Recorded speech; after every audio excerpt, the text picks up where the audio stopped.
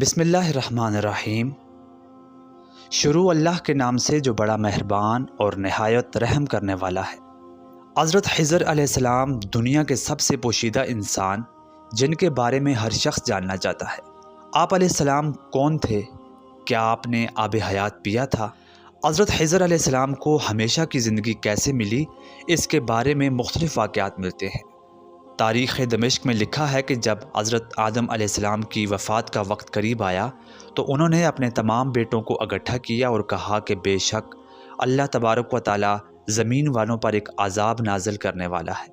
میرے مرنے کے بعد تم میرے جسم کو ایک غار میں رکھ دینا یہاں تک کہ میں سکون پا جاؤں، اس کے بعد مجھ کو ملک شام میں دفن کر دینا۔ لہٰذا آپ کا جسم مبارک آپ کے بیٹوں کے پاس رہا۔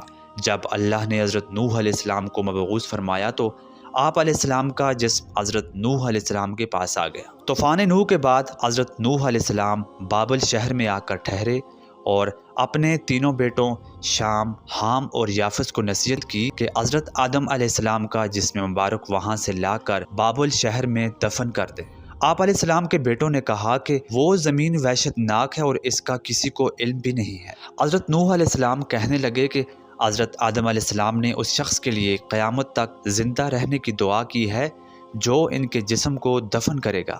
پھر حضرت آدم علیہ السلام کا جسم مبارک اسی طرح رہا اور آپ کی ایک سلبی اولاد حضرت خضر علیہ السلام نے اس کو دفن کیا تھا۔ اللہ نے حضرت آدم علیہ السلام کی دعا کو قبول کیا اور جب تک چاہے گا حضرت خضر علیہ السلام زندہ ہی رہیں گے۔ حضرت خضر علیہ السلام کی کنیت ابو العباس تھی اور ان کا نام بلیہ تھا۔ آپ علیہ السلام کے والد کا نام ملکان تھا۔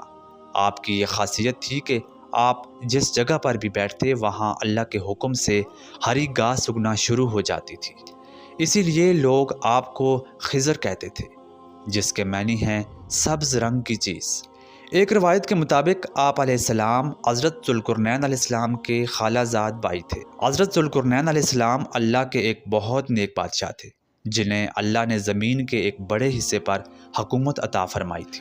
مختلف کتابوں میں حضرت خضر علیہ السلام کو ہمیشہ کی زندگی پانے کی ایک وجہ یہ بھی لکھی ہوئی ملتی ہے کہ انہوں نے آب حیات کے چشمے کا پانی پیا تھا۔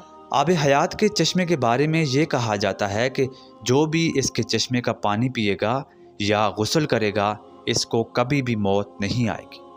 تورات کے باب یوحنا میں آب حیات کا ذکر یوں ملتا ہے، اور پھر اس نے مجھے چمکتا ہوا ایک ایسا دریا دکھایا جو خدا کے تخت سے نکل کر اس شہر میں بہہ رہا تھا اور اس کی دوسری طرف زندگی کا درخت تھا۔ پرانی روایات میں 3 اشخاص کے نام ملتے ہیں جو آب حیات تک پہنچے تھے۔ ان میں سے ایک حضرت الیاس علیہ السلام، دوسرے حضرت ذوالقرنین علیہ السلام اور تیسرے حضرت خضر علیہ السلام ہیں۔ کچھ روایات میں آتا ہے کہ حضرت ذوالقرنین علیہ السلام نے کتابوں میں پڑھا تھا کہ سام بن نوح علیہ السلام کی اولاد میں سے ایک شخص آب حیات کے چشمے کا پانی پیے گا اور ہمیشہ کی زندگی پائے گا۔ اسی مقصد کے لیے آپ علیہ السلام نے مغرب کا سفر شروع کیا۔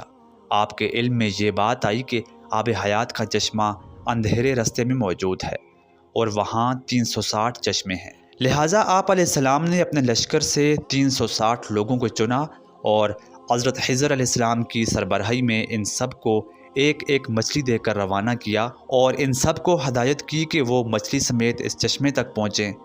کافی لمبے سفر کے بعد وہ اس چشمے تک پہنچے اور واپس آ کر مچھلی حضرت ذوالقرنین کے پاس جمع کروا دی۔ حضرت خضر علیہ السلام نے بتایا کہ جب وہ اس چشمے کے قریب پہنچے تو مچھلی ان کے ہاتھ سے اچھل کر چشمے میں کود پڑی۔ انہوں نے چھلانگ لگا کر اس کو پکڑنے کی کوشش کی لیکن ناکام رہے۔ اس طرح آپ علیہ السلام کو اس چشمے کا پانی پینے اور اس میں غوطہ لگانے کی وجہ سے ہمیشہ کی زندگی مل گئی۔ حضرت موسیٰ علیہ السلام کی حضرت خضر علیہ السلام سے ملاقات قرآنی آیات سے ثابت ہے۔ مختلف روایات کے مطابق حضرت خضر علیہ السلام کو اللہ نے ایک الہامی علم عطا کیا تھا جس کو سیکھنے کے لیے حضرت موسیٰ علیہ السلام نے آپ سے ملاقات کی۔ مختلف روایتوں میں آتا ہے کہ اللہ نے آپ کو جو الہامی علم عطا کیا تھا اس کے ذریعے آپ راستہ بھٹک جانے والوں کی مدد کرتے اور اگر کوئی شخص مشکل میں ہوتا تو اس کے لیے آسانی بھی پیدا کرتے تھے۔ اس کے علاوہ اگر کوئی شخص گنہگار ہوتا تو اس کی رہنمائی بھی کرتے تھے۔ کچھ روایتوں میں آتا ہے کہ حضرت خضر علیہ السلام اور حضرت الیاس علیہ السلام دونوں زندہ ہیں اور دونوں لوگوں کی رہنمائی بھی کرتے ہیں۔